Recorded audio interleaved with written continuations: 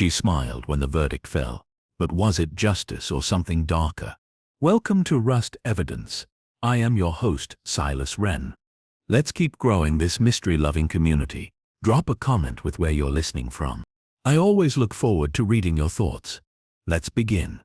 It was nearly 11, and the walls of the Quai des Orfèvres office were still breathing the faint dampness that came from 5 days of unbroken rain. It hadn't been heavy rain, just a persistent soft drizzle that varnished the stones and turned every silhouette along the scene into a smudged gray figure with a dripping umbrella. From the open transom above Maigret's door he could hear the low trickle of tires passing wetly over the cobblestones outside, rhythmic and hypnotic. He was not working. Not really. There were papers on the desk, a complaint from a butcher about forged ration coupons, a circular from headquarters, a statement from a drunk who claimed he had seen a nun burying something in the park, but none of them asked anything of him. Not at this hour. Instead, he sat in his chair, large hands folded on his stomach, his pipe cooling between his fingers. The room smelled faintly of stale tobacco, wet wool, and floor polish. The radiator clanked now and then, uselessly. There was something pleasant about being in the office without urgency, a kind of suspended solitude. Geneviève had gone home early. Lucas was out on a night patrol in Montparnasse. Even old Madame Maigret had not insisted he return home at once after dinner. There was a casserole on low heat, she had said, and if he fancied walking a bit, the food would wait. But Maigret had not walked. Instead, he had returned to the building and climbed the stairs slowly, his overcoat damp, the collar turned up more from habit than need. He had paused by the bulletin board on the landing, glanced without interest at the handwritten notes, then come into his office as if drawn by something he could not name. He had not lit the lamp on his desk. Only the hallway light filtered in, yellow and narrow, slicing across the floor like a quiet whisper. He had poured himself coffee from the thermos Geneviève had left behind, tepid but strong, and sat listening to the sigh of the city beyond the windows. Then came the knock. It was not sharp. It was almost apologetic. 2 taps, as though the person behind the door regretted the interruption even before it happened. Maigret did not answer at once. He allowed the silence to linger. The second knock was not louder, but it was more expectant.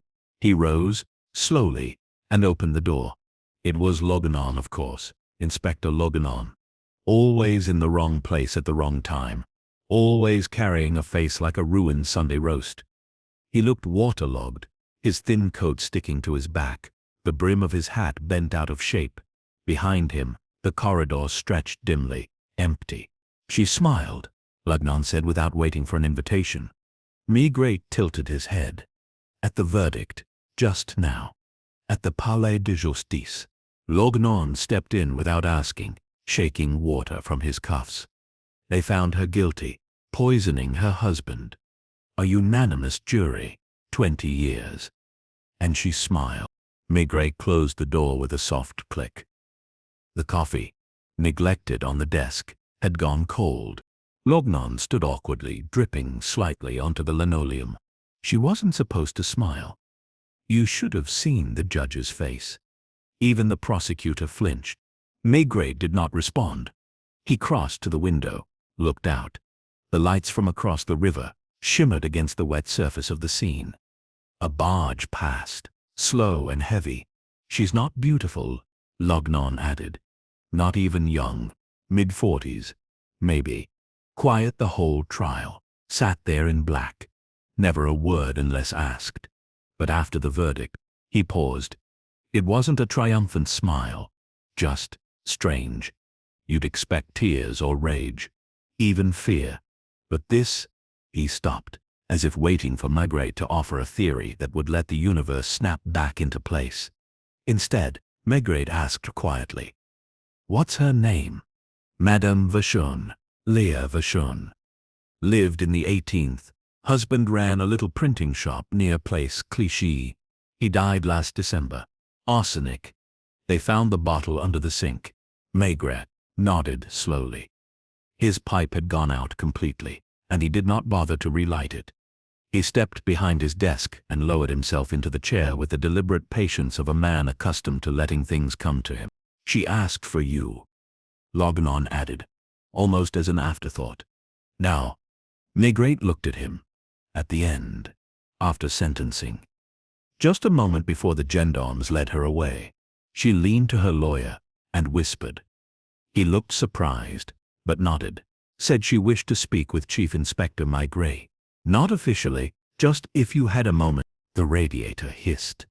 Maigret tapped his pipe gently against the ashtray, even though there was no ash. The gesture was habitual, reflexive, something to occupy the hands while the mind wandered elsewhere. "Where is she now?" "Still in holding. They'll transfer her to Fresnes in the morning." Maigret stood. He reached for his coat, still damp, still heavy, as he slipped it on. He thought of Madame Maigret's casserole, likely ruined by now, and the umbrella he had left by the door downstairs. "She smiled," he repeated softly, almost to himself. "After the verdict," Lognon nodded. Maigret turned down the gas lamp on his desk, and the office fell into shadow. Outside, the rain continued, soft and ceaseless, as Maigret descended the stairs to meet a woman who had smiled when the world had declared her guilty. The cells in the Palais de Justice were quieter than Maigret remembered. At this hour, long past the last hearings and with the stone hallways emptied of lawyers and petitioners, the place felt abandoned, as though justice had gone to sleep with the rain. A gendarme recognized him as he entered and opened the gate with a respectful nod. His eyes tired, his shoulders slumped. No words were exchanged. Maigret's presence needed no explanation. He followed the corridor with its peeling gray paint and the ever-present hum of fluorescent lights that made everything look sickly. The cold had a particular flavor here, something between limestone and bleach. At the end of the hall, behind a rusting iron grill, Madame Léa Vachon waited in the narrow holding cell. She was sitting on a wooden bench, her back straight, hands folded neatly in her lap like someone waiting for a late train. She did not look up when he approached. Maigret paused outside the bars. He did not announce himself. He had learned long ago that his silence often did more than a badge or a question. People spoke into it, filled it with what they didn't mean to say. After a long moment, she turned her head. Her eyes, gray and unblinking, studied him with neither curiosity nor fear. It was as though she had been expecting him for hours. "You came," she said. Her voice was low, precise, without tremor. Not a whisper, not a plea, just a statement. Maigret nodded once. "You have a way of watching people," she said, "as though you already know what they've done." He said nothing. His hands were in the pockets of his overcoat, still damp from the rain. The smell of wet wool followed him like a quiet echo. She turned fully now. The smile was gone, but the impression of it remained. Not in her lips, but somewhere in the calmness of her face. It was not triumph. It was not madness. It was, if anything, a resignation that had already passed through its struggle. "I asked for you because I knew you wouldn't ask me the usual questions," she said. "I don't want to tell you I'm innocent. That's not why I smiled." Maigret moved a little closer to the bars. He leaned his weight onto one foot and looked at her as if they were in a cafe on the boulevard, not in a detention cell at midnight. "I was married to Henri for 18 years, she said.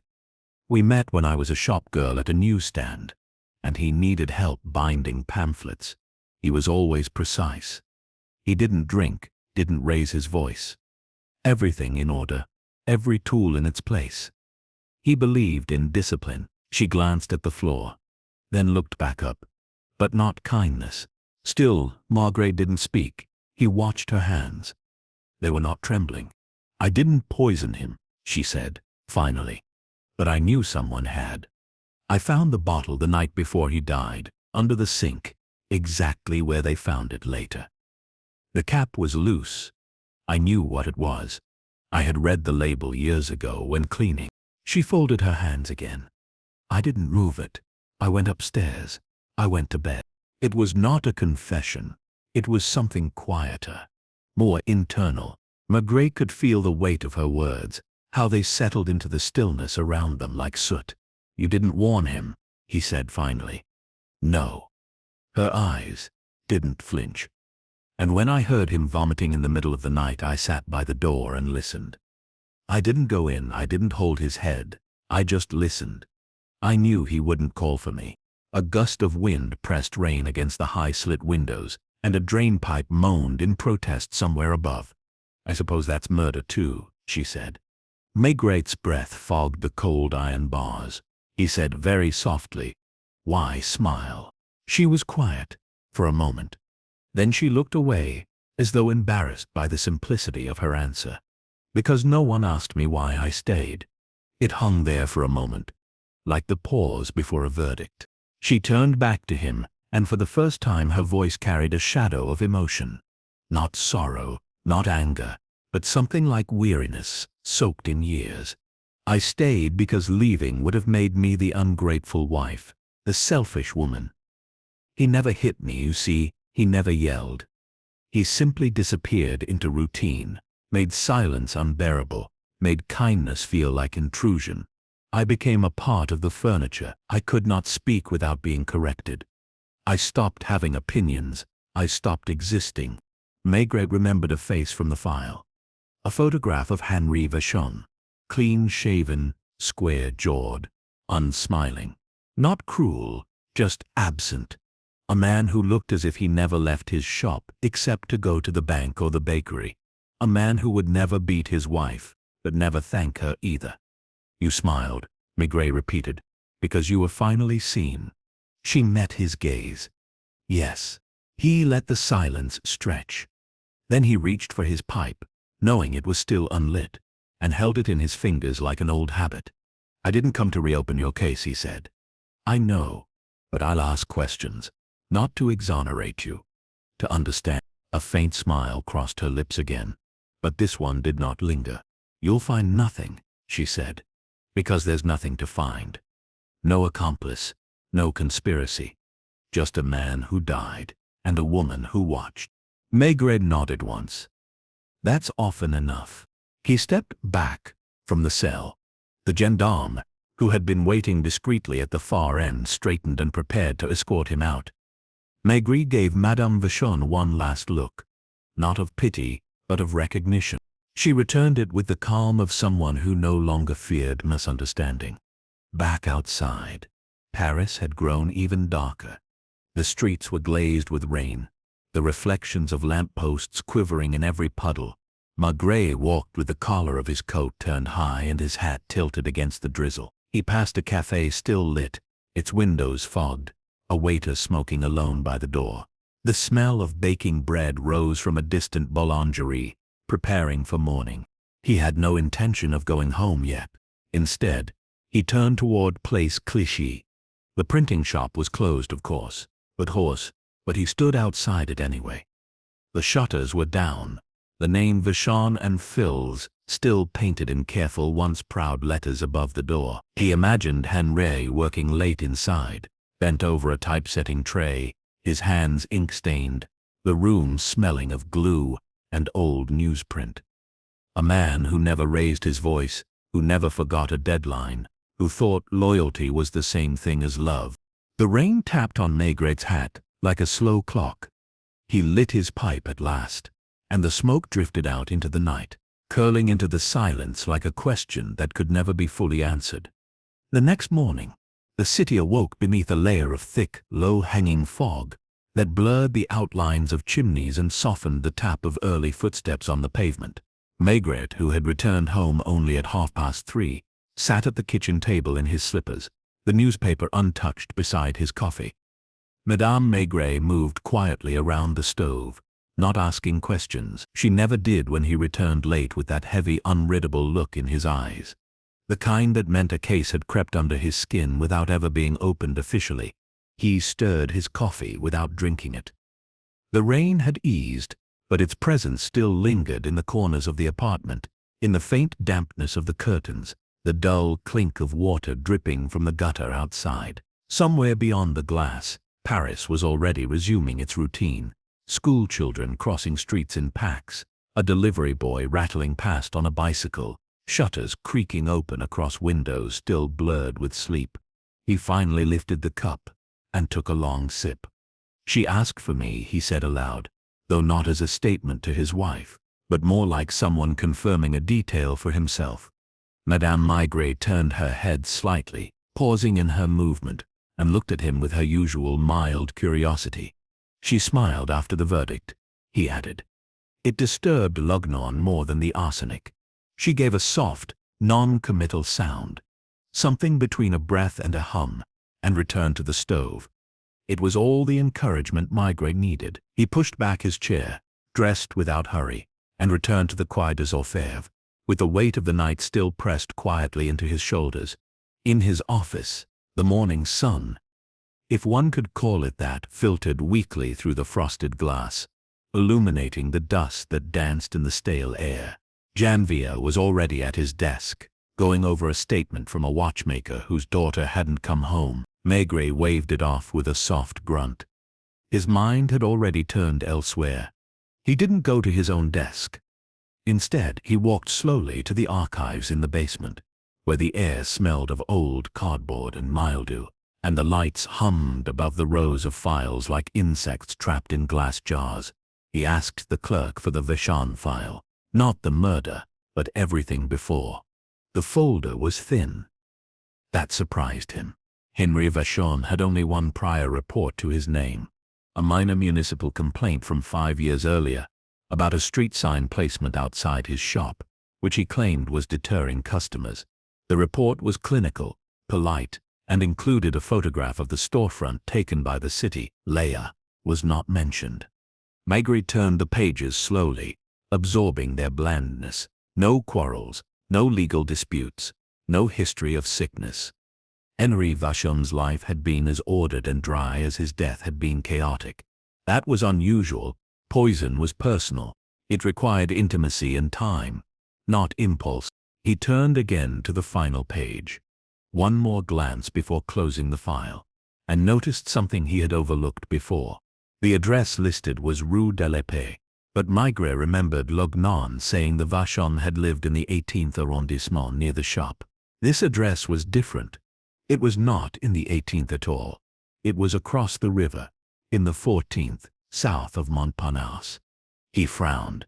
He checked the timestamp. The address change had been entered 6 years ago. Shortly after the street sign complaint, he reached for the telephone and asked Janvier to confirm the Vachon's last official residence. 10 minutes later, Janvier returned with 2 printouts and a look of mild confusion. They lived on Rue de l'Épée until 1946, he said. Then they moved to Rue Joseph Dijon, just around the corner from the shop. That's where he died. Maigret nodded, but the detail sat wrong with him. Not because people didn't move, but because he sensed something buried inside that shift, like a thread barely visible beneath the hem of a coat. He decided to visit Rue de l'Épée. The street was quiet, wedged between a laundromat and a row of gray apartment buildings, whose paint flaked like dried skin. Number 11 was a narrow 5-story structure, with an iron gate and a battered bell marked concierge. Maigret rang and waited. After a delay that felt longer than it was, the concierge opened the gate. She was small and sharp-eyed, with the blunt, straightened hair of a woman who no longer pretended to care about the style but still cared about the look. "Police," Maigret said, showing his card. "Chief Inspector, I have some questions about former tenants, Henri and Léa Vachon. They lived here some years ago." The woman squinted. "The printers? Yes, I remember them. Quiet pair. They kept to themselves, never had visitors. Moved out in a hurry, if I recall. In a hurry. In a hurry." She nodded, her mouth twisting. "One day they were there, the next they weren't. Gave a month's notice, but left after a week. Left the place cleaner than they found it, though. Why did they move? Something to do with a neighbor, I think." She leaned in. Madame Vachon didn't like being stared at. There was a man upstairs. He'd sit on the stairs when she came in, wouldn't say anything, just watched. She complained once, then never again. Maigret felt something tighten in his chest, Not alarm, exactly, but the faint recognition that a story was deepening in the shadows. Do you know his name? Picard. Marcel Picard. He was odd. Kept to himself. Collected coins, I think. Died a few years ago. Heart failure, if I remember. Maigret thanked her and made a note of the name, though he suspected it would lead nowhere. Still, people's choices, especially the quiet ones, rarely came from nowhere. Perhaps Leia had already begun to vanish inside herself before the poisoning. Perhaps Henri had failed to notice, or chosen not to. He walked slowly back toward the boulevard, letting the questions settle in layers. Why the move? Why no mention of it in the trial documents? Why had Leia said nothing about it, even in her final testimony? He decided to visit the shop next. The shutters were still down, but a paper notice had been taped to the door. Business closed due to proprietor's death. Equipment for sale. There was a number listed. Maigret copied it, then tried the door. It was locked, but the narrow slit of glass beside it revealed the interior, dusty now but ordered. Trays of metal type stacked neatly, shelves lined with unused ink pots, the counter wiped clean. Henri had kept it ready, right until the end. A neighbor stepped out from the building next door, lighting a cigarette with cupped hands. "You're with the police?" the man asked, exhaling through his nose. Maigret nodded. The man offered a shrug. Henri was quiet. Worked too much. His wife, nice woman, always nodding, never said much. Sometimes I saw her standing by the window in the evenings, just staring at the bakery across the street. Maigret turned. The bakery was still there, its awnings striped blue and white, its windows steamed from the ovens inside. He imagined Leia's face behind the glass, expressionless, as if waiting for something unspecific, invisible. A woman who was already detached from her own reflection. Back at the Quai des Orfèvres, Maigret sat with his notes. He made no report, there was no case. Yet he felt the shape of something forming. Not a murder mystery, but a psychological map with invisible borders. Leia had not fought her trial. She had not denied guilt, but she had lived inside a silence for years, perhaps for reasons even she could no longer name. And in that silence a crime had been born, not from hatred, but from exhaustion. That night, Maigret stood again at the window of his office, pipe in hand, as the city's lamps flickered on one by one. Somewhere behind a wall of fog, Fresney's prison now held a woman who had watched her husband die, and then smiled when she was finally seen. It was not over. But the next question would not come from a file. It would come, as it always did, from the stillness that followed. The following morning Maigret arrived at the Quai des Orfèvres earlier than usual, the corridors still half-lit and echoing with the quiet shuffle of the cleaning staff. The weight of the previous day followed him in silence, not as a burden but as something unfinished, something quietly tapping at the back of his thoughts. He had not yet opened a formal inquiry. There was no cause, yet the smile, that quiet, dissonant smile Leia Vachon had given after the sentence, refused to leave him. He poured himself a cup of black coffee. The taste bitter, grounding. Outside his window, the fog had lifted slightly, revealing the wet slate roofs across the river, the chimneys now breathing faint white threads into the morning light. He set the cup down, lit his pipe, and let the first few puffs settle into the still air before reaching for the telephone. He called the number from the note on the shop door. A woman answered. Her voice was bright, brisk, the kind one heard from someone who sold things for others as a favor or small commission. Yes, the equipment is still available. All of it. Typesets, trays, binding press. Even the hand roller. I'm handling it for Madame Vachon. She left everything to be sold. Maigret paused, his voice calm. Did she leave any instructions? There was a rustle on the other end, paper being shifted. Just that the funds be directed to an account under her name. That's all. Do you know if anyone came by before, to look? Friends? Family? The woman laughed softly. Oh no, they didn't have children, and I don't believe there were any friends. Not that I know of. But a young woman did call the other week, asked if she could stop by. Said she used to work there, Migrate straightened slightly. Did she leave her name? Another shuffle. A pause. No, just a first name, Claudine. She didn't come, though, at least, not while I was there. Maigret thanked her and hung up slowly. Claudine. It could be nothing. But in a case with no declared suspect, no open contradictions, even the softest name left behind could feel like a crack in the glass. He called Janvier into his office. I need a list of former employees at Vauchon and Phil's. Anyone who worked there in the past 10 years. Janvier raised an eyebrow. I thought the case was closed. It is. Janvier didn't ask more. He simply nodded and returned half an hour later with a list of names. 5. To be exact. 3 had worked briefly. Young men likely moving between jobs. 1 was listed only as apprentice. Claudine Renier, 1946, 1947. Maigret folded the paper and placed it in his pocket. The 1946 date again. The year they moved. The year Lair had packed their life into boxes and left Rue de la Paix without explanation. Claudine had worked there, perhaps not for long, but long enough to be remembered, and long enough, maybe, to be part of something unsaid. He spent the afternoon in quiet pursuit. The streets remained damp, but calm. The rain having finally exhausted itself.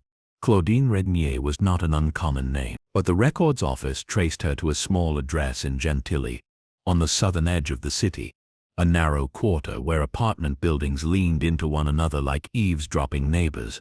She lived on the second floor of a walk-up, above a cobbler's shop, whose doorbell had long since broken and whose front window was lined with cracked leather soles and yellowing receipts.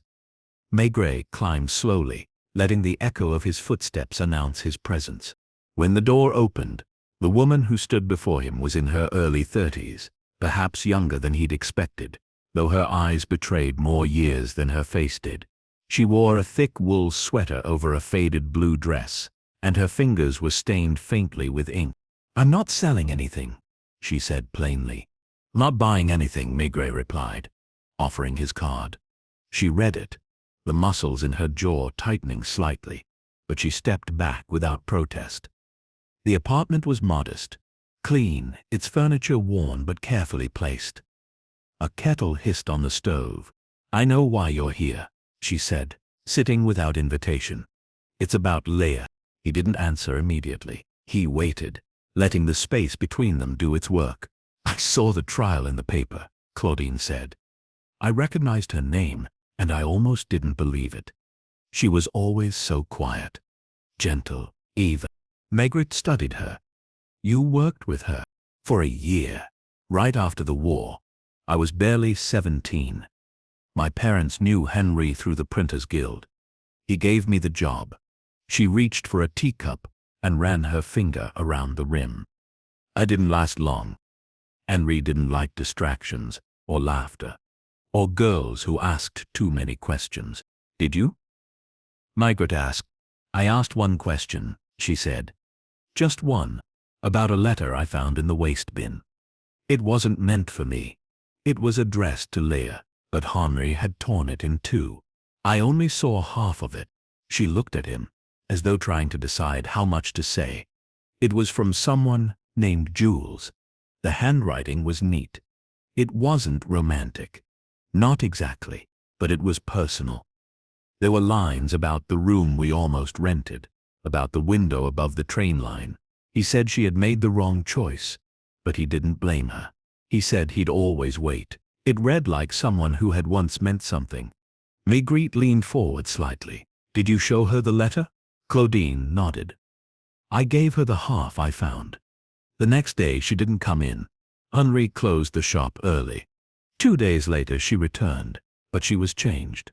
Not angry. Just quieter. Like something had been closed inside her. I stayed a few more weeks. Then I left. I didn't say goodbye." "Did you ever see her again?" "Once," Claudine said. "Years later, I passed her on the street near Place Clichy. She was carrying a sack of groceries. She looked right through me. The kettle had stopped hissing, but neither of them moved to silence it. She wasn't evil," Claudine said quietly. She was just invisible for too long.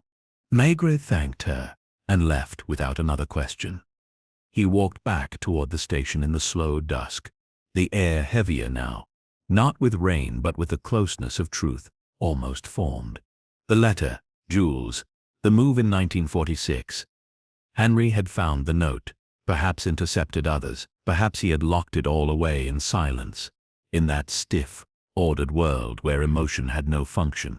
At the office, Maigret returned to the file, skimmed the court transcript once more, and this time noticed a name buried in a witness list. Jules Lambert, bakery clerk, called only to verify the timeline of the poisoning. Barely questioned. He reached for the phone again. The bakery was still there, still managed by the same family. Jules Lambert no longer worked there, but they gave him an address in Levallois, a retired man. Lived alone, quiet. As Maigret hung up the receiver, the clouds began to press against the windows again. Not with rain this time, but with the heavy breath of a story waiting to close. Leah had not smiled because she was free. She had smiled because someone, perhaps only one man, had seen her, and someone else had ensured she would never be seen again. The building in Levallois was one of those quiet post-war constructions, plain-faced, 3 stories tall, balconies with rusting iron railings and windows that seemed permanently half-shuttered. Maigret pressed the bell for Jumber and waited, his coat still damp from the light drizzle that had returned to Paris like an old habit. A faint buzz answered, and he pushed the door open, climbing the narrow staircase with its worn treads and smell of boiled potatoes seeping through the walls. The man who opened the door was in his 60s, slight and pale, with a cardigan buttoned unevenly and a pair of glasses that hung askew on his nose. His hair had gone almost entirely white, and there was something almost monastic about his movements, slow and inward. But his eyes were sharp, and when he read the name on Maigret's card, he didn't flinch or play the fool. "Is this about Leah?" he asked. Maigret gave a small nod. "You knew her well." The man stepped aside to let him in. The apartment was modest, lined with books and stacks of old newspapers, but carefully kept. There was a clock on the mantel ticking quietly, and a vase with fresh lilies on the table. The smell was faintly sweet. I worked near her husband's shop for years. She came to our bakery almost every day. At first I barely noticed her. She ordered the same bread, always exact, always polite. But over time, I began to look forward to seeing her. Maigret settled into a wooden chair, the pipe in his coat pocket untouched. "She remembered you, or rather she remembered a letter." Jules's shoulders tensed, just enough for Maigret to notice. He didn't deny it. "I sent it," he said. "I don't regret it. I never asked her to leave him. I just wanted her to know that she wasn't erased, that someone saw her." Maigret nodded slightly. The phrasing echoed what Claudine had said, and what Leah herself had implied with that impossible smile in the courtroom. She never replied. No, not directly. But she stopped coming to the bakery a few days later, and I heard later that they'd moved. I assumed he found the letter. I feared he trailed off. He wasn't violent. I knew that. But there are other kinds of cruelty, aren't there? Inspector. Maigret didn't answer. He had learned long ago that silence often did more than judgment. Jules rose and brought over a folder, not thick, not dramatic, just a faded brown file tied with string. He placed it gently in front of Maigret. "I kept everything," he said. "I thought one day she might come back, or that someone might ask." Inside were 3 letters, all written in the same careful, curved hand, dated late 1945 through early 1946. The first was restrained, the second tentative, the third deeply sad. They did not beg, did not accuse. They described shared moments. The smell of coffee on a winter morning, the way her hands lingered too long on the counter when he passed her the change, the time they almost met at the bridge but she hadn't come. Each one ended with the same line, "I will never forget the part of you that looked back." Maigret read them slowly, feeling the intimacy settle into the room like a soft fog. They were not letters that demanded a response. They were offerings, small and human. And someone, Henry, had likely intercepted them. Or perhaps Leah had destroyed the rest herself, out of fear or resignation. Did the police question you during the trial? Jules shook his head. They asked me to confirm the timeline. That's all. I told them she bought bread the morning before Henry fell ill. Nothing more. They didn't press. You didn't volunteer anything. No. I thought if she didn't mention me, perhaps she had her reasons. He stood by the window now, looking down at the wet street below. His reflection ghosted across the glass. A man alone in a room where time had stalled, where love had once knocked softly and gone unanswered. I don't know if she did it, he said. But if she didn't, I wonder whether he did. Maigret looked up, startled by the quiet boldness of the suggestion. Jules turned, his expression thoughtful. Henry was a man who wanted control, absolute, polite control. If he read the letters, if he saw her slipping away in any sense, even in memory, perhaps the poisoning was his idea of restoring order. Maigret didn't answer, but the thought rippled through him. It would explain something. The uncharacteristic silence around the motive. Leah's refusal to deny guilt, yet her refusal to confess, her smile. Not of victory, but of escape. And yet Henry had died. Arsenic had been found in his system. And in the sink cupboard, that detail remained. Back at the Quai des Orfèvres, Maigret returned to the toxicology report. The bottle had been found under the sink, half full. It was industrial-grade arsenic, the kind used in old pest control formulas. No longer legal for domestic sale, but it hadn't been purchased recently. The lab had noted corrosion on the cap. Age. It was an old bottle, perhaps one that had always been there. He called Lucas. Find out who last rented the Vachon's apartment before them, he said. Rue Joseph Dijon. And whether pest control was used anything on the lease. I want to know if that bottle was already in the flat. Lucas was quick. The apartment had belonged to an elderly man before the Vachon, a retired warehouse clerk who had kept cats and apparently battled rodents with old poisons. He had died in early 46. The apartment sat vacant until the Vachon moved in.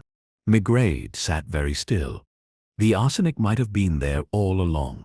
Not bought, not planted. Then why was the cap loose? Why did Leah say she found it open? Unless someone else had used it. Not her. Not Henry. Someone else. Or, no. It wasn't a question of who used it. It was a question of who allowed it to be used. Maigret remembered Leah's voice in the cell. I knew someone had. I went upstairs. I didn't move it. I didn't hold his head. I just listened. She had let him die. And that was enough for her to be guilty. But the law didn't work on nuance. He returned to the photo of the sink area taken at the time of the investigation. The bottle was lying on its side, label peeled at the edges. But something caught his eye. There was a rag beside it. Folded. He called Yenvia back. Pull the original prints from the crime scene. The ones not submitted to the court. It took an hour, but the full set showed what he needed. In the earlier photos, the bottle was upright, on the shelf. The rag was elsewhere. Only in the last photo, taken after the body had been removed, was the bottle on its side. Someone had moved it. Perhaps during the search, perhaps deliberately, to place it in reach, to make it seem chosen. He exhaled, long and slow. The gesture was not triumphant, it was weighty. Leah hadn't lied, but she hadn't spoken fully either, and now she sat in a prison for a death she did not cause, only permitted. Maigret stared out the window, into the falling dusk, the city glowing faintly under wet street lamps, and wondered, not for the first time, how often justice mistook silence for guilt, and whether, sometimes, it had no choice. The following morning brought a grey light that clung low over the city like a cloth soaked in dishwater. and Maigret walked to the Quai des Orfèvres with the sense that something delicate, almost imperceptible, was still moving beneath the surface. He had spent the evening quietly, eating little, his thoughts circling not the crime itself, but its moral shape. Léa Vachon had not killed her husband, not in the clinical direct sense, but she had not saved him either. She had watched him suffer and had done nothing. She had smiled, because her silence had finally had weight.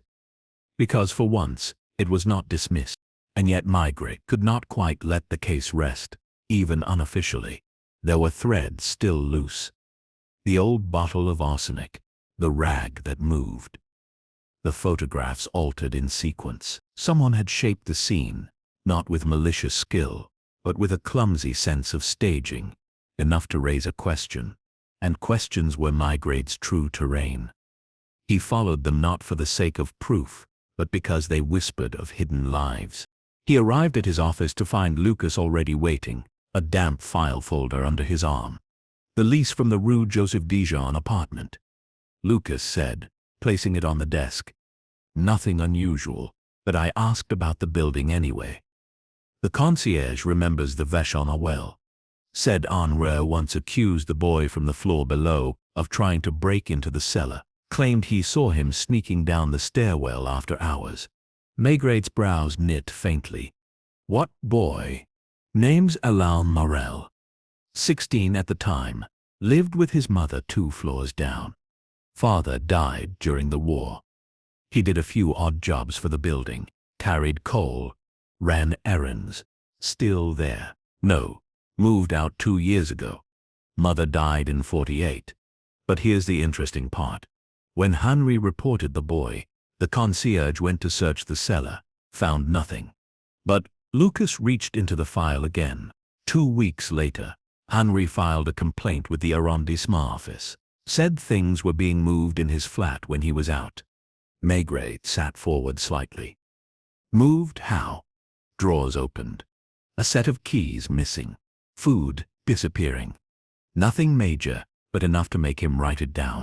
Did the police follow up? No. The complaint wasn't criminal. Just a note. The air in the room thickened. Maigret rose and paced to the window, hands clasped behind his back. Outside, the street was damp with the sheen of recent rain, and a man with a bent spine was dragging crates from a delivery van toward a cafe. He felt watched, Maigret said quietly. Lucas waited. He felt it so much, he changed apartments. Claudine said Léa didn't like being stared at. And now we have this boy sneaking into the cellar, suspected of entering the flat. And we have arsenic, an old bottle already in the building. He turned from the window. Where's the boy now? Lucas checked the note in his hand. He's no longer a boy. Works as a porter at the Gare de Lyon. Lives in a boarding house near the station, still unmarried. Keeps to himself according to the matron. Maigret checked his watch. He hadn't expected the path to bend in this direction, but the scent of something long buried had grown stronger. Not evidence, not guilt, but the presence of a shadow that had never been named. He walked to the Gare de Lyon that afternoon. The sky low and muttering over the rooftops, the wind sharp in the long-covered hall of the station. He watched the porters from a distance. Their caps pulled low, their movements brisk and mechanical. After a while he spotted him, thin, angular, his steps fast but uncertain. Like someone used to being told to hurry, he waited until the shift was done, then followed him as he left through the western gate. Not like a predator but like a man thinking about something else entirely. On the street, he caught up without hurry. Alain Morel. The man stopped mid-step and looked at him. He was in his 30s now, but the boyishness remained, tightly wound, cautious. His shoulders always drawn in slightly, as though expecting a blow. Yes. Maigret showed his card. There was a flicker in the man's eyes. Not fear, but a tightening of control. I'm not in trouble, he said. I've kept my job. I've paid my taxes. I'm not here about that, Maigret said evenly. I'm here about Henri Vachon. Alain said nothing for a long time. Then finally he's dead. Yes. But I think you knew that. Alain nodded slowly. I read about the trial. In the paper. Why didn't you come forward? Alain rubbed the back of his neck. What would I say? What could you say? Maigret asked softly. They stood in a quiet side street, the city murmuring behind them, the wet pavement reflecting their feet. Alain looked away. I used to watch her, he said at last. Yes, I didn't mean harm. I was a boy, but she was different. She didn't talk like the others. She moved quietly. She was always alone. You entered the flat. Once, maybe twice. He glanced up. Only when I was sure it was empty. I never took anything. I just wanted to see how she lived. And the bottle? Len stiffened. I saw it, he said, under the sink. I remember the shape. I didn't know what it was then. Maigret said nothing. Alain lowered his voice. But later, when I read the paper, I recognized it. I remembered seeing her take it out once, holding it with both hands. I watched through the crack in the door. She stared at it for a long time. She didn't see you? She never looked at me. Maigret watched him closely. Did you ever touch it? No, Alain said quickly. Then quieter. No. There was no bravado, no evasion, just a man whose boyhood guilt had fermented into silence. But you believe she did? I don't know, he said. I think maybe she didn't want to use it. Maybe she just wanted to know it was there. Maigret let out a long breath, the shape of the truth finally clear. Not tidy, not legally precise, but morally whole. Léa Vachon had lived in a world without exits. She had carried the weight of another's silence for so long that when the possibility of ending it came, even passively, she had allowed it to pass through her hands, and someone else perhaps, this boy, perhaps someone older, lonelier, wounded in his own way, had moved a rag, touched a bottle, rearranged a scene without realizing the shape it would one day take. It had been a death built of accumulated silences. As Maigret turned back toward the Quai des Orfèvres, the clouds broke at last, and a soft pale light bled through the sky. Not bright, but enough to cast long shadows across the wet cobblestones. It was not justice he carried in his coat pocket now. It was understanding, and for some, perhaps that was the heavier weight. That evening Maigret sat alone in his office, long after the hallway had emptied, and the last desk drawers had been shut. A single lamp cast a warm, yellow glow across the green felt of his desk, softening the shadows that clung to the corners of the room. Outside, the scene moved in near silence, its surface mirroring the dim lights of the bridges above it, disturbed only by the occasional ripple of a passing barge or a gust of wind that stirred the trees along the embankment. He hadn't spoken to anyone since returning from Levallois. Not Janvier. Not Lucas. There had been no formal update to give, no case to reopen. Levallois had been tried and convicted. The verdict had been read, the files closed. Yet, Maigret's instinct, which had guided him through 1,000 quieter tragedies than this, told him that what lay beneath the facts was still unfinished, not in a legal sense, but in something subtler, something moral. The case had begun, as some did, not with a murder but with a smile. It had lingered in the shadow of that gesture, small, inexplicable, profoundly human. And now, after long days of listening, watching, walking and letting silence speak more than words, the story had taken its shape. He knew the truth, or at least enough of it to understand the shape of what had happened. But there remained the matter of what to do with it. He thought of Léa, alone in her cell at Frézy. The way she had looked at him through the bars, not defiant, not broken, but deeply and clearly resolved. She had not asked for justice. She had not asked for pity. She had simply wanted to be seen. He relit his pipe and let the smoke curl up into the ceiling fan, slowly vanishing. There were no villains in this case. Only people, ordinary, quiet, wounded.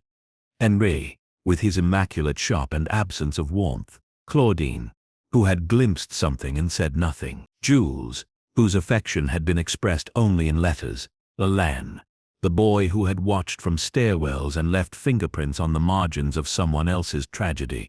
And Leah herself, who had done nothing but fail to act, and had taken the fall as if she had done everything. He opened the file again, slowly, as if reluctant to disturb its contents.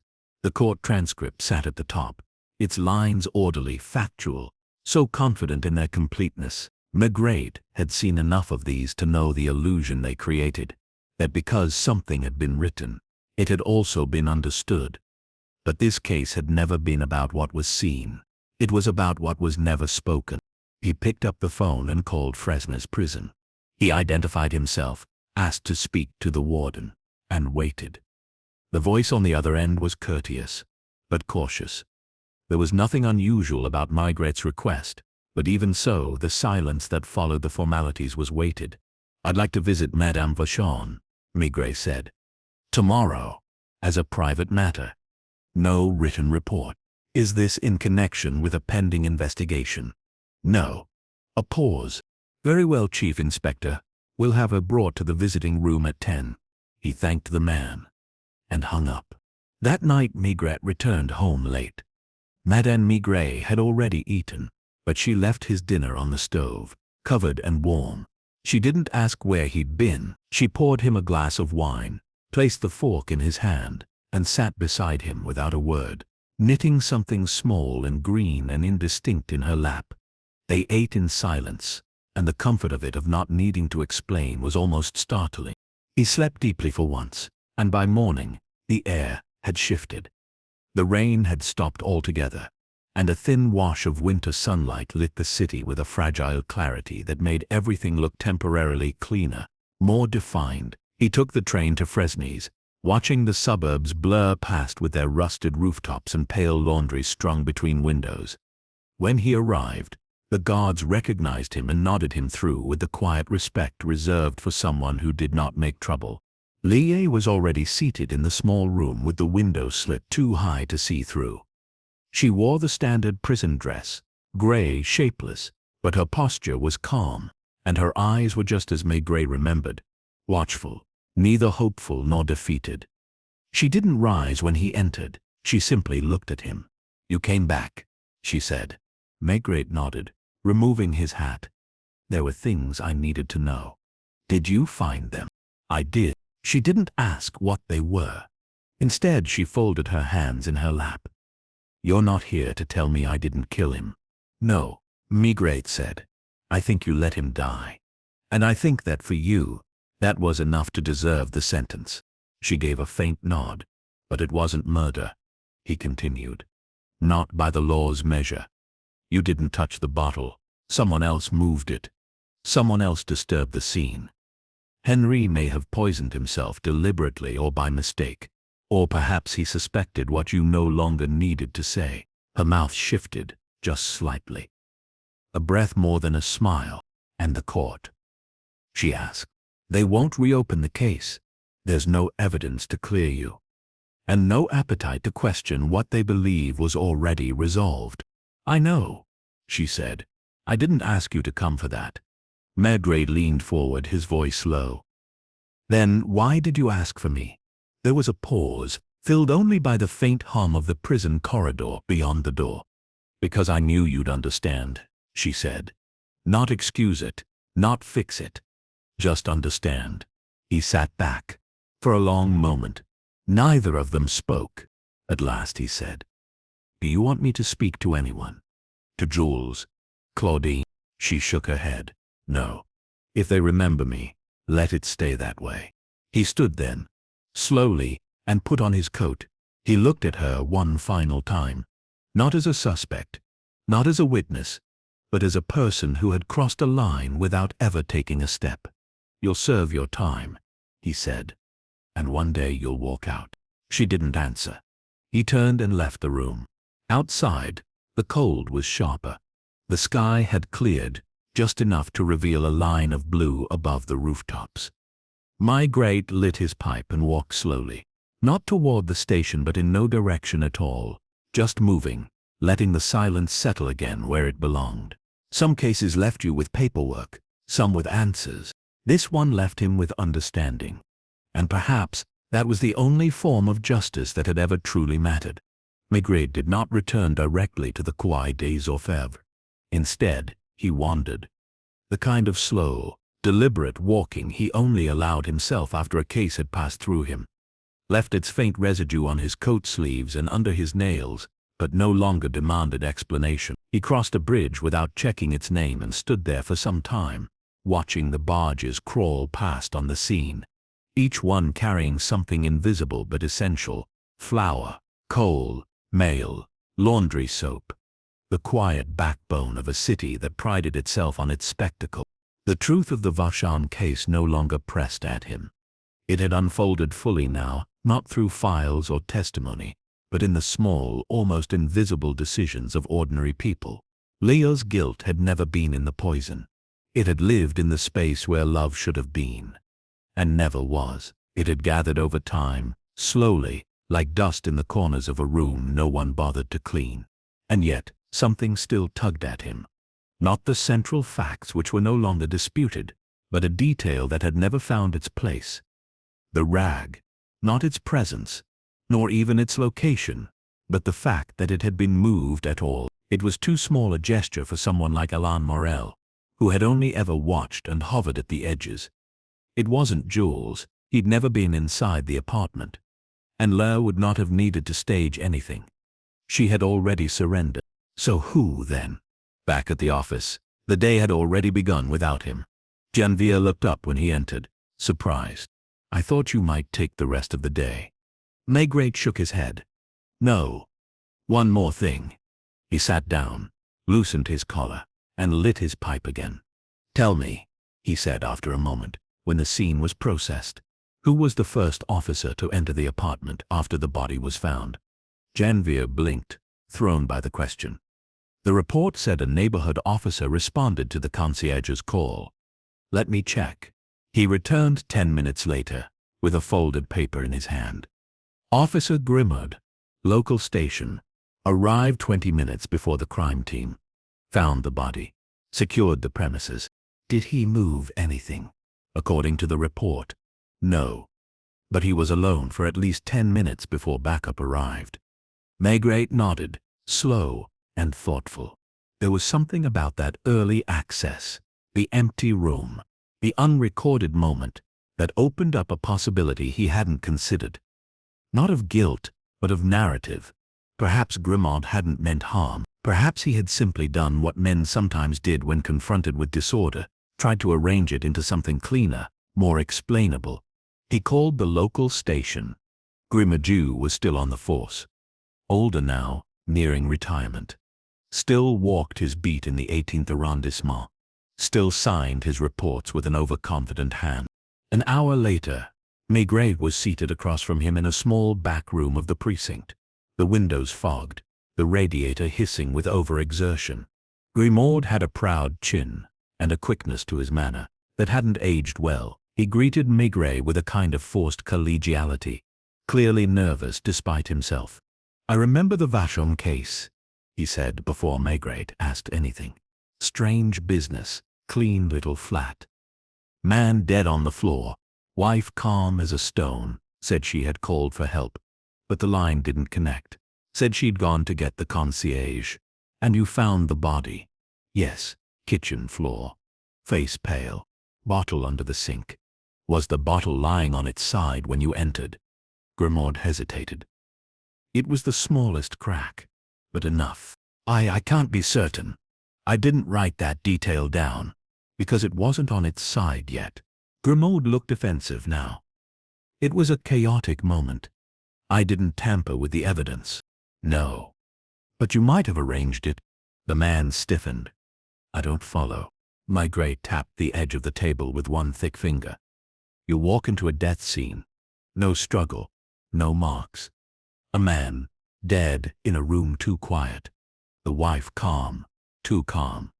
A bottle under the sink, upright. You assume it's poison. You assume it must have been used, but the scene, it feels unfinished. Not quite right. So you shift it. Just a little. Lay the bottle down. Tug the rag closer. Nothing big. Nothing illegal. But something that tells a story. Grimaud didn't answer. You wanted the pieces to make sense. Grimaud looked away, out the window, at nothing. His voice was lower now. She looked like she'd already made her peace, like someone who decided, long before the act. I thought if she'd done it, this would be the way. So you helped the story along. I didn't mean harm, he said. It seemed inevitable. I thought the others would see it that way too. Maigret stood, his pipe long since gone cold. They did, he said. He left the precinct, without another word, without another word. Back at Quai des Orfèvres, he filed no report. There would be no consequences for Grimaud. The case had closed cleanly. But he made a note for himself, a line in his notebook that only he would understand. Grimaud shaped the silence. That evening, as twilight folded itself over the rooftops, like a blanket, Maigret made one final visit. He returned to the bakery near Place Clé, the one Léa had once stared at from across the street. The glass was still warm with oven heat, the pastries lined like soldiers behind the counter. Jules Lambert was there. He had taken up work again, part-time. His apron was dusted with flour, his hands busy. Maigret watched for a moment, then spoke. She asked me not to tell you anything. Jules looked up, startled, but she smiled when I said your name. Jules did not respond immediately. Then he turned, wiped his hands and looked at the window, at the reflection of the street outside. I still bake what she used to order, he said softly. Maigret nodded. They stood in silence, two men tethered to something that would never be repaired, but also didn't need to be. Some truths were not for the courts. They lived in gestures, a letter kept too long, a rag folded wrong, a smile given at the edge of a sentence. And as Maigret walked away, the rain began again, soft, fine, and unhurried, the kind of rain Paris wears like memory. The rain stayed through the night. It fell without rhythm or urgency, seeping into the stone and the soil, softening the outlines of the streets, washing away the chalk lines drawn by children that morning, erasing footprints, muting sound. Paris became quieter in the rain, less certain of itself. It was the kind of rain Maigret liked best, one that slowed the city without stopping it. He returned home late again, and Madame Maigret, though unsurprised, gave him the look she reserved for the moments when she could sense something unresolved in him. She didn't speak, just placed the bottle of Armagnac on the table and 2 glasses beside it. He poured, drank, and remained quiet. That was enough for both of them. In bed, he stared at the ceiling. He heard the faint click of pipes behind the wall, the distant squeal of brakes from the avenue, and underneath all of it, a single echo that would not leave him, Léa's voice in the prison, calm and still. I knew you'd understand. But understanding did not always mean closure. Maigret rose just before dawn. He dressed in silence and left the apartment, while the city was still yawning itself awake. He wasn't thinking of Grimaud or Elan, or even Henri now.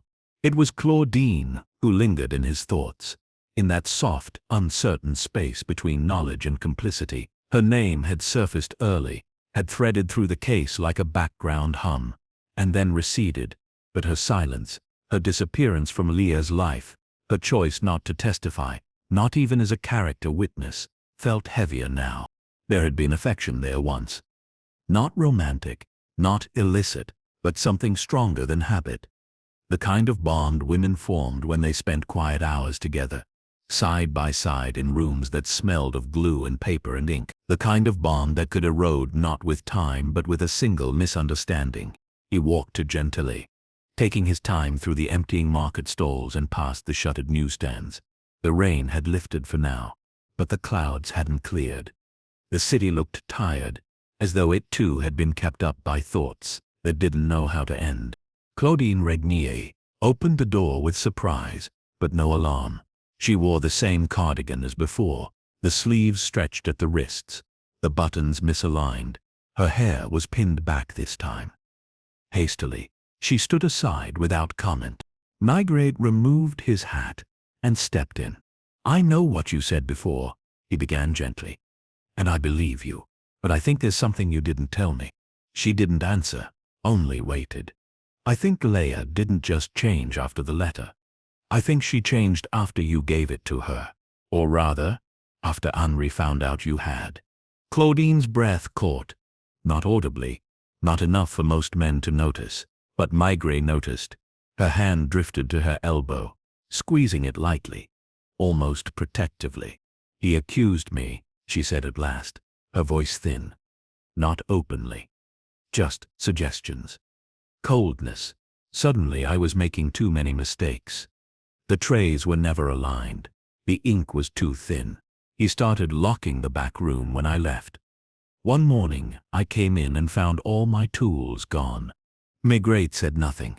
I told Leah what he was doing. She just looked at me and said, "He thinks I need protecting." And I said, "From what?" She didn't answer. "And that was the end of it?" he asked. I left the next week. No goodbyes. I didn't even collect my last pay. Maigret nodded slowly. "But you followed the trial." "Of course. And you stayed away." She turned from him, walked to the window, and looked out at the dull light stretching across the roofs. She never asked for help, not from me, not from anyone. Do you think she wanted to die in that apartment?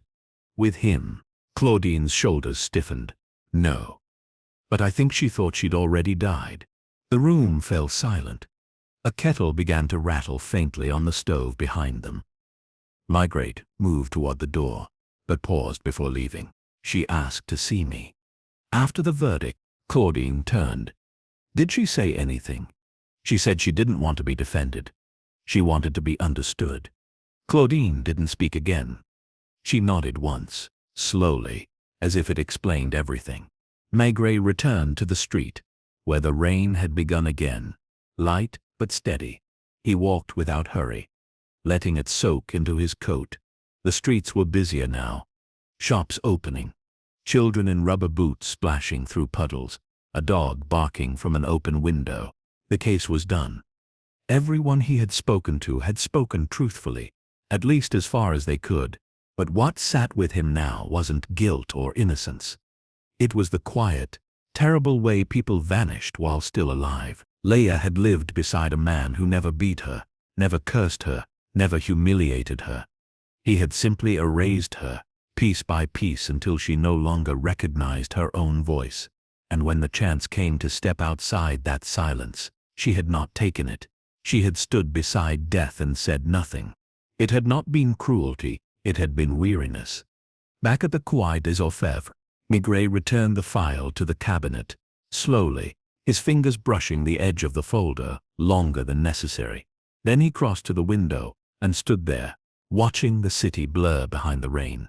He thought of all the people still walking through lives like Leah's, unfinished, half-seen, shaped by the absence of kindness rather than its opposite. People whose names would never enter the record, who would never call for help, who would only ever smile when the worst had passed. Not from relief, but because someone had finally noticed. And then he turned away from the window, hung up his coat and went out into the rain. The rain had not stopped, but it had changed. No longer the gentle hush that softened the city's edges.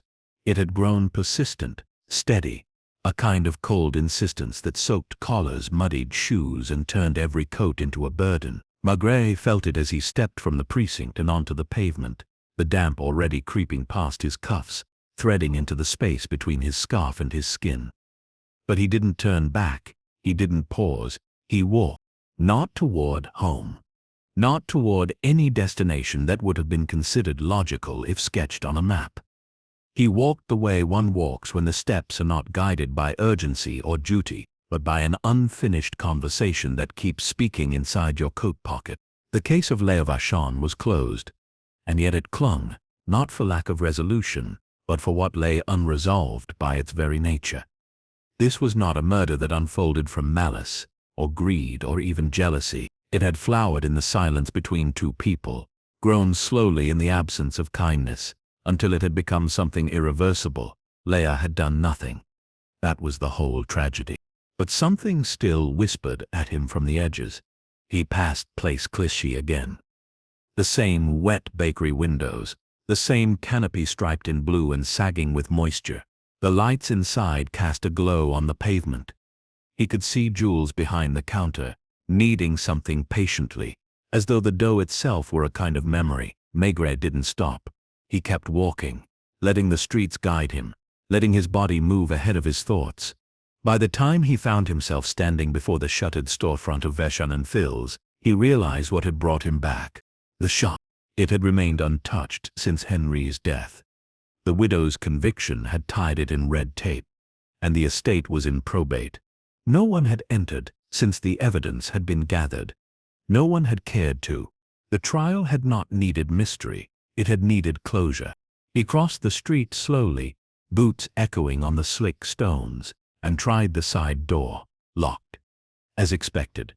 But his hands had already reached for the key, a rusted thing retrieved from the property clerk earlier that week, as a matter of curiosity, not official business. He used it now, turning it gently, feeling the resistance give way with a tired click.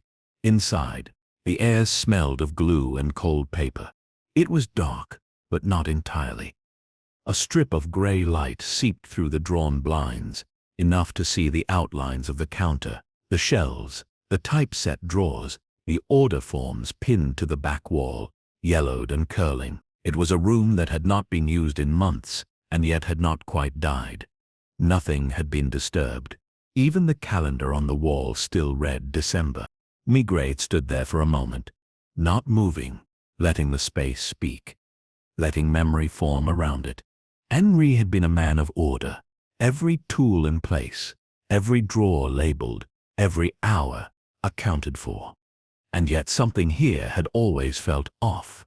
Not the crime, but the room itself. Too curated, too perfect. Maigret moved behind the counter, ducked to open a lower drawer, the metal squealing faintly. Old invoices, ledgers. He closed it. Then he turned to the back. There was a narrow doorway behind the workbench. He'd seen it before in the photographs, never noted, never photographed within. It led to a cramped rear alcove barely wide enough for a table and 2 chairs, a coffee tin, a kettle, a window that looked out into the alley, obscured by soot, and on the wall behind the door something faint. He leaned closer. The small square of wallpaper was cleaner than the rest, as though something had once hung there, long ago, and had been removed carefully. He touched it, his finger brushing the edge of what might once have been a nail hole. A photograph, a frame. He looked down. There was nothing on the floor, nothing in the waste-beam, but he remembered Claudine's description. How Leah had changed after seeing the letter, how Henri had grown suspicious.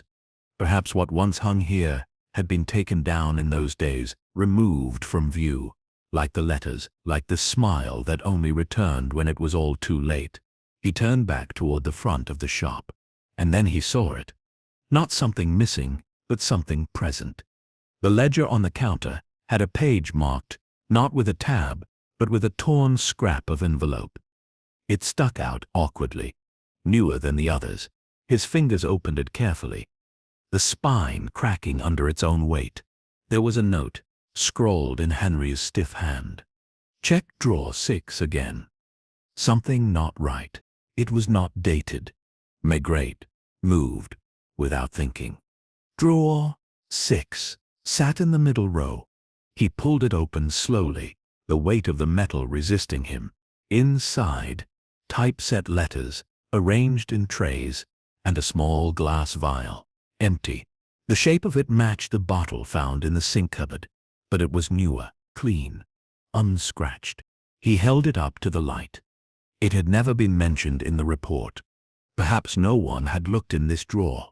Perhaps no one had cared, because the poison had already been found. The scene already decided. But this vial, it could not have been left by Henri. The handwriting in the ledger suggested he suspected something, that he had started to notice things missing. Things moved. The drawer opened. The lock broken. Someone else had been here. Someone who knew the poison was in the apartment long before it was used. Someone who might have brought a container to take it. He had watched. He had wandered. But he swore he never touched the bottle. Grimaud. He had shaped the scene. Yes, but later, not here. Maigret closed the drawer and leaned against the counter. The truth was no longer a single thread. It was a net, woven from the smallest choices, a withheld letter, a silent witness, a bottle untouched, a drawer disturbed, a rag moved an inch. Each thread too weak to hold the weight of guilt alone. But together they formed something terrible. And yet even now, the story could not be prosecuted. Not with what he had. There was no murder weapon, no confession, just the knowledge that someone, perhaps several people, had carried part of the act, that Henry had lived in a house full of absences, and Leia in a world where no one could say her name aloud until she stood behind bars. He locked the door again behind him. Rain was coming harder now, and still he walked, not to the station, not to any court, but into the city, where ordinary people lived beneath the weight of their quiet decisions, and where Maigret, pipe unlit in his pocket, walked as he always did, at the pace of human sorrow. The next morning, Maigret sat in his office with the drawer's empty vial before him, resting on a folded piece of brown paper. He hadn't told anyone he'd taken it from the shop. It was not logged, not bagged. To report it would mean reopening everything officially. And what would that yield? No charges, no new trial, only noise. The kind that disturbed more than it clarified. The object itself told him nothing definitive. But it suggested, and that was Maigret's true terrain. He had followed suggestion more faithfully than procedure all his life. Outside, the city moved without knowledge of what he carried. Trams groaned past. A car backfired near the quay. A pair of tourists, drenched, laughing, crossed the street under a newspaper. Life resumed. But Maigret, seated behind his desk, moved little. The pipe between his fingers was unlit, his gaze fixed, not on the vial but beyond it, on everything it pointed toward and everything it confirmed. The final shape of it all had settled now. Henry Vachon, methodical to the point of suffocation, had lived in a house where nothing was allowed to grow. Not love, not deviation, not warmth. He had for years failed to see the quiet starvation of the woman beside him, not through cruelty, but through a deeper negligence, the refusal to look. Leia, in turn, had not rebelled. She had not escaped. She had simply endured, until endurance became its own complicity. When the opportunity arose, not of violence, but of absence, she did not reach for it. She merely didn't refuse it, and that had been enough.